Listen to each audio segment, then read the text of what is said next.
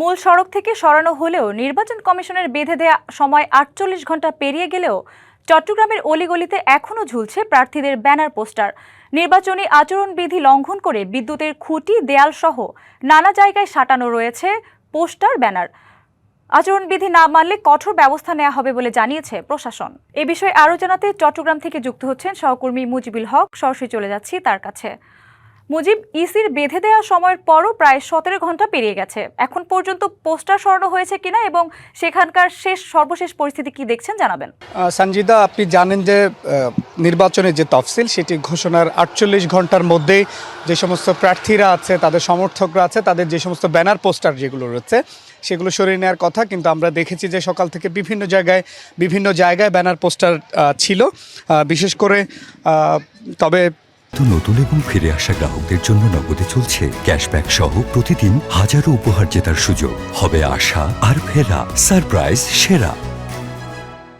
যে সমস্ত এলাকা অর্থাৎ সিটি কর্পোরেশনের বাইরে চট্টগ্রামে যেহেতু ১৬টি সংসদীয় আসন, সেই সংসদীয় আসনগুলোর বিভিন্ন জায়গায় যেখানে বিভিন্ন জেলা প্রশাসন সহ অন্যান্য নির্বাহী ম্যাজিস্ট্রেটরা যেতে পারেন না, এরকম জায়গায় প্রার্থীদের যে ব্যানার, পোস্টার, তোরণ এবং বিলবোর্ড সেগুলো শোভা পাচ্ছে, সেটি কিন্তু দেখা গেছে।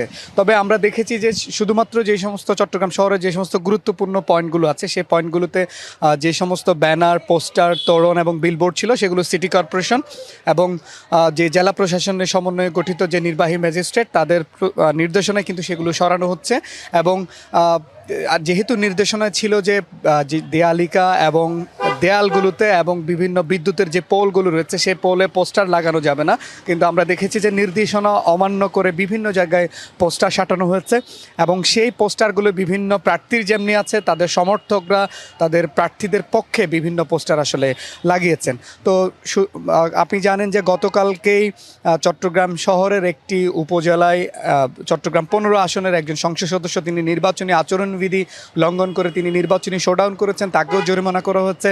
এবং নির্বাচন কমিশন থেকে শুরু করে জেলা প্রশাসন এবং সিটি কর্পোরেশনের পক্ষ থেকে যেটি বলা হচ্ছে যে নির্বাচন কমিশনের পক্ষ থেকে যে আচরণবিধি দেওয়া হয়েছে সেটি প্রতিপালনে চট্টগ্রাম শহরে ৩৮ জন নির্বাহী ম্যাজিস্ট্রেট দায়িত্ব পালন করছেন এবং প্রার্থীরা আচরণবিধি মানছেন কিনা এবং তারা আচরণবিধি আসলে লঙ্ঘন করছেন কিনা সেই বিষয়গুলো তারা নজরদারি করছেন এবং কেউ যদি সেই আচরণবিধিগুলো লঙ্ঘন করছে তাদের কিন্তু জরিমানার আওতায়ও তারা নিয়ে আসছেন।